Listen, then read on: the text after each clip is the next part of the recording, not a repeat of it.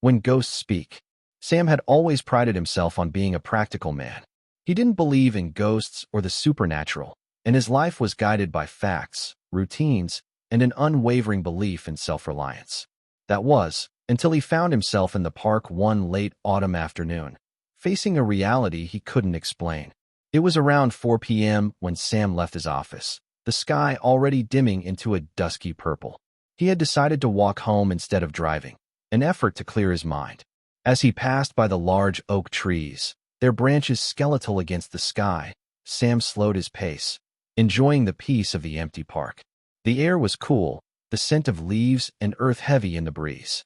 But something felt off. He stopped in his tracks.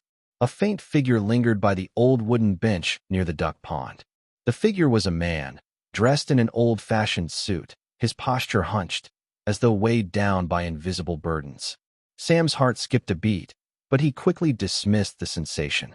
It's just someone who looks a little out of place, that's all. Still, curiosity gnawed at him. Sam approached the figure cautiously, trying not to make noise. "Are you all right?" he asked, unsure of what else to say. The man didn't answer at first. His eyes, hollow, distant, finally turned towards Sam. There was something unsettling about them, something lost. "I didn't think anyone would see me," the man murmured, his voice low but tinged with sadness. Sam blinked, perplexed. "What do you mean? You're right here in front of me." The man looked down at his hands. He seemed to notice them for the first time, as though they were no longer his. "I'm not supposed to be here. Not anymore." Sam's curiosity deepened, but so did his unease. "Who are you?" The man sighed, a sound filled with deep regret. "My name was Charles. Charles Bennett. But I'm not really Charles anymore. Not the way I was." Sam took a cautious step closer. "What do you mean, not the way you were?" The figure, Charles, looked at him with sad eyes. "I was a man who had everything but failed to realize it. I pushed away the people who mattered most, my wife, my children. I was proud, stubborn, and foolish. And now they're gone. I never made amends. Never said I was sorry." The words hung heavy in the air between them. Sam's chest tightened as he watched Charles shift uncomfortably. He wasn't sure what to say, but somehow, he couldn't walk away from this moment. "I don't understand," Sam admitted, trying to wrap his head around the situation. "What do you mean by they're gone?" Charles stared at the ground. I died without making things right. I didn't even get the chance to apologize before I passed. Now they're gone, and I'm left with nothing but my regret. And I'm stuck here, lost." Sam hesitated. "Is there anything I can do to help?" Charles's gaze lifted slowly, his eyes pleading. "You can't undo what's been done. But maybe there's one thing left to try." The wind rustled the leaves, and for a moment, there was silence. Then Charles spoke again, his voice breaking through the quiet. "I wrote a letter once. A letter to my family. I had every intention of sending it, of telling them how sorry I was, how much I loved them. But I never did. I never had the courage. I thought it was too late." Sam felt a chill run down his spine. This wasn't just a man's sorrow. This was a deep, aching regret that echoed through every word. "You still have the letter?" Sam asked. Charles shook his head. "No, it's lost. I never kept a copy. But maybe you can help. You can take the words I never spoke and give them to my family. If you do that, maybe I can finally rest." Sam's stomach churned. He didn't know if he was being tricked or if this was some sort of bizarre dream.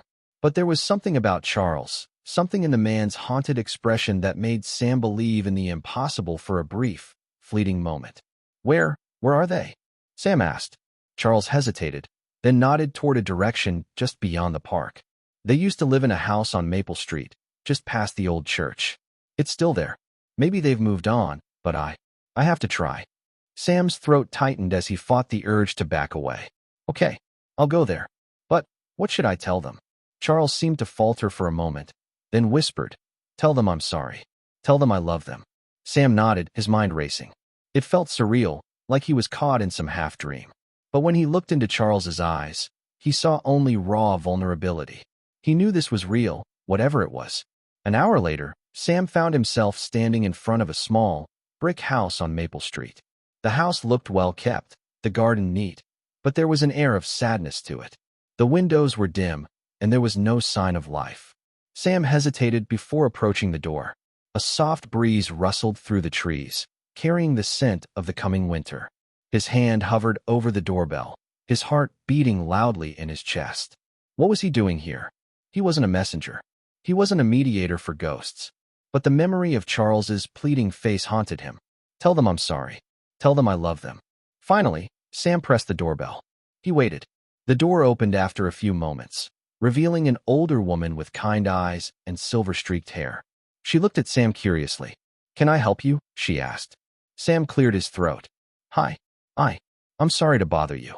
I'm looking for a family that used to live here, the Bennetts." The woman's face shifted immediately, her expression falling into something akin to grief. "I'm Mrs. Bennett," she said quietly. "But the house hasn't been in the family for years." I'm sorry," Sam stammered. "I have something for you. It's a letter. From Charles." Mrs. Bennett stiffened, and for a moment, Sam thought she might close the door. But she didn't.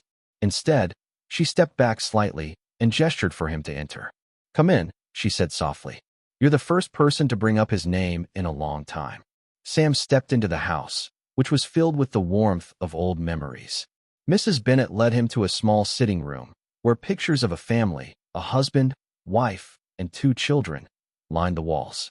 The faint scent of lavender lingered in the air, a comforting but bittersweet aroma. "Charles was my husband," she said, sitting down in a chair. "He passed away 10 years ago. He never got to apologize. I always wondered if he regretted leaving things the way he did. I never got an answer." Sam took a deep breath, the letter Charles had asked him to deliver now weighing heavily in his hands. He pulled it out, folded and slightly yellowed with age. He handed it to Mrs. Bennett, his fingers trembling. She took it carefully, staring at the handwriting for a long moment.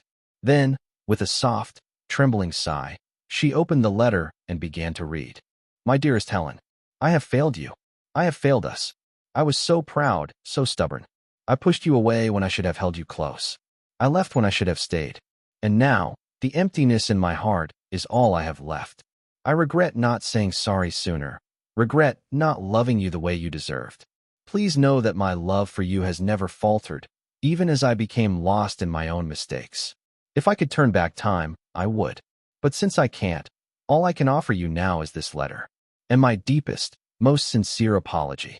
You were the light of my life, and the children were my heart. I hope they know that, wherever they are. And I hope you can forgive me. I was a fool. With all my love, Charles." Mrs. Bennett finished reading, tears streaming down her face. She wiped them away quickly, but Sam could see the release of years of unspoken grief. She looked up at him, her voice trembling. He never said those words to me.